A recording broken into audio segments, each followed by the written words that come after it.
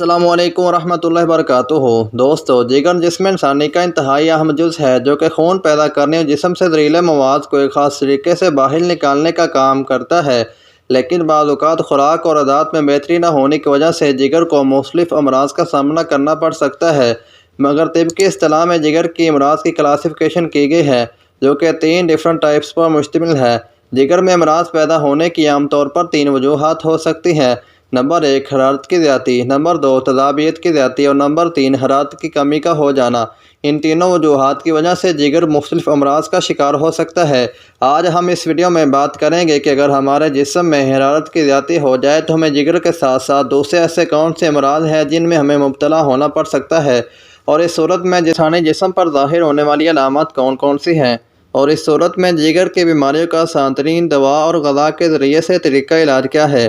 Video میں آگے بڑھنے سے پہلے اگر ابھی تک آپ نے میرے چینل کو سبسکرائب نہیں کیا تو پلیز اس کو سبسکرائب کر لیں۔ جگر میں حرارت کی زیادتی کی وجہ سے جگر کے ساتھ ساتھ ہمیں ہائی بلڈ پریشر، بھوک کی کمی، پیشاب کی کمی، آنتڑی اور معدہ کی سوزش، خوراک کی نالی میں جلن، قبض، پیشاب کا پیلا پن اور جل کر آنا۔ اکثر حرارت کی وجہ سے ہمیں اندرونی طور پر جگر کی خرابی کے ساتھ ساتھ ان تمام بیماریوں کا بھی سامنا کرنا پڑ سکتا ہے، اور اس کے علاوہ ایسی کون کون سی علامات ہیں جو کہ جگر میں حرارت کے بڑھنے کی وجہ سے ہمارے جسم پر ظاہر ہو سکتی ہیں۔ آنکھوں کے گرد سیاہ حلقوں کا بڑھ جانا، آنکھوں کا زرد یعنی پیلا ہو جانا، پیشاب کا پیلا، تھکاوٹ کا شکار رہنا، اکثر نخیر کا پھوٹنا۔ ان تمام علامات کے علاوہ غذا میں سے پان، چائے، تمباکو نوشی، بریڈل گوشت، کھٹی اور لیسدار چیزوں کا زیادہ استعمال کرنا اور منشیات کا استعمال کرنا بھی جگر کے لیے خطرناک ثابت ہو سکتا ہے۔ آئیے اب ہم جان لیتے ہیں کہ اس خطرناک بیماری سے محفوظ رہنے کا طریقہ کیا ہے، اور اس صورت میں کون سی دوا اور کون کون سی غذاؤں کا استعمال کیا جا سکتا ہے۔ حرارت کی زیادتی کی وجہ سے اگر آپ کا جگر متاثر ہے تو اس کا آپ صرف ایک قہوے اور چند ایک ضروری غذاؤں کے ذریعے سے علاج کر سکتے ہیں۔ حرارت کی زیادتی کی وجہ سے جگر کے متاثر ہونے کی صورت میں استعمال ہونے والے قہوے کو تیار کرنے کے لیے ہمیں صرف 3 چیزوں کی ضرورت ہو سکتی ہے، جس میں تخم کاسنی 100 گرام، گلاب کے خشک پھول 100 گرام اور زیرہ سفید 50 گرام۔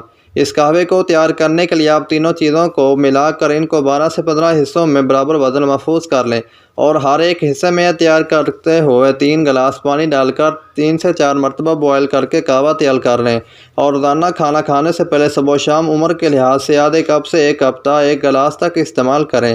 اور اب اس کے بعد ہم جان لیتے ہیں کہ ایسی کون سی غذائیں ہیں جن کو اس صورت میں استعمال کرنا ہماری صحت کے لیے نہایت ہی مفید ثابت ہو سکتا ہے۔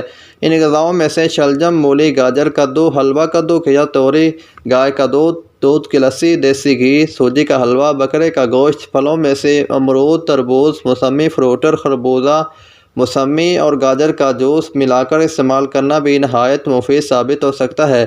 دوستو، اگر آپ میری بتائی ہوئی تمام باتوں پر عمل کر کے اپنا موازنہ کرنے کے بعد غذا اور دوا کے ذریعے سے اپنا علاج کرتے ہیں تو انشاءاللہ آپ جگر کے امراض کے ساتھ ساتھ اور بھی بہت سے امراض سے بہت جلدی چھٹکارا حاصل کر سکتے ہیں۔ ویڈیو اچھی لگی ہو تو لائک اور شیئر ضرور کریں۔ اگر آپ کا کوئی سوال ہے تو ہمیں کومنٹ بھی ضرور کریں، اور ہمارے اس چینل کو لازمی سبسکرائب کر لیں۔ اللہ حافظ۔